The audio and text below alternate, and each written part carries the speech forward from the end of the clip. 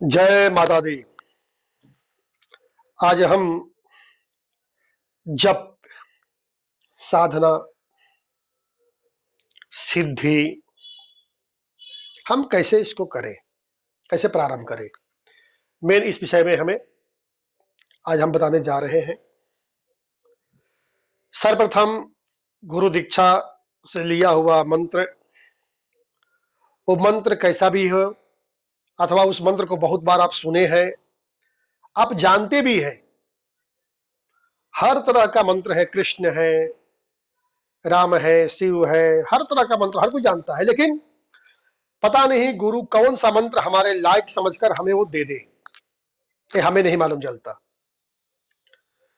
जब मंत्र हमें प्राप्त होता है तो सर्वप्रथम उस मंत्र के द्वारा हम ध्यान करते हैं, ध्यान के द्वारा हम साधना में जाते हैं, साधना के द्वारा अपने हम इंद्रियों को वश में करते हैं, इंद्रियों को वश में करने के द्वारा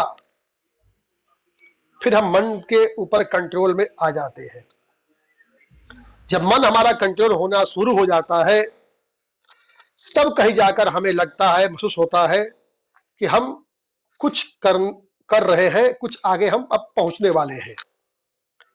आपके सामने बहुत कुछ रख दी जाए, खाने पीने की चीज, आपके ऊपर मन कंट्रोल है, नहीं खा रहे हैं तो समझिए कहीं ना कहीं आपका मंत्र काम कर रहा है, आपका मन धीरे धीरे कंट्रोल हो रहा है। आप व्रत में हैं, खाने की इच्छा नहीं कर रही है, जो आपको चाहिए, जो मिल गया बस उतना ही में आपको संतुष्टि है, तो कहीं ना कहीं समझिए कि हमारा मन कंट्रोल में हो रहा है। मतलब मन को कंट्रोल करना बहुत जरूरी होता है। एक क्रम बाई क्रम जो है हमारा साधना में चलता है। मंत्र का शक्ति का हम अगले वीडियो में बता दिया हूं कि मंत्र में कितनी पावर है, मंत्र में कितनी शक्ति है, मंत्र में कितनी ऊर्जा है, अथाह ऊर्जा है जो हम इसे पार नहीं पा सकते हैं।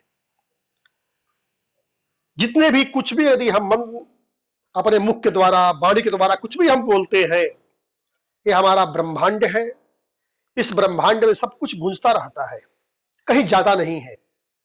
यदि मंत्र का हम प्रवाह धारा के द्वारा जप कर रहे हैं, मंत्र का पाठ कर रहे हैं, हम कुछ भी कर रहे हैं, वो हमें उसका परिणाम, उसका फल हमें मिलेगा ही मिलेगा, आज मिले अथवा कल मिले।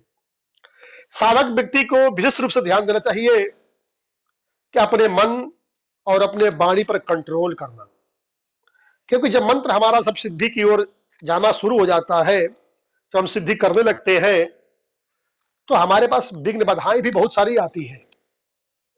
एक से एक चीज आपके पास आएगी, कुछ पूजा में विघ्न डालेंगे, किसी का फोन आएगा, बहुत प्रकार का बहुत चीज आपके सामने जो है ना वो आते रहते हैं।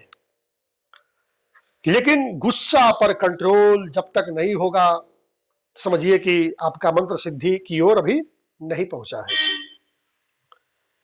इसके पश्चात जो है मान चलिए कि आपका मंत्र सिद्धि हो रही है और किसी व्यक्ति कुछ भी अगर आप बोल रही है तो उसको बेचारे को भुगतना पड़ेगा, क्योंकि उसको मालूम नहीं है कि आप कौन व्यक्ति है, क्या कर रहे हैं, कैसे है, क्या आप में पावर है, क्या आप में ऊर्जा है, क्या है, हमें कुछ मालूम नहीं है। लेकिन आपको मालूम है कि अगर जरा सा भी हम कुछ बोल देते हैं, किसी को श्राप दे दिए, किसी को आशीर्वाद दे दिए, तो कहीं ना कहीं उस व्यक्ति को लगेगा। यदि आप किसी को आशीर्वाद भी दे रहे हैं तो ऐसा आप मत सोचिए कि आशीर्वाद आप दे रहे हैं तो आपके जो खाता में जो संपत्ति जो रखा हुआ है, आप उसके द्वारा ही उस व्यक्ति को प्रदान कर रहे हैं। ऐसा नहीं है कि कहीं से भी आपके पास आ रहा है, वो साधना के द्वारा जो इकट्ठा हो रहा है वही आपका आशीर्वाद है।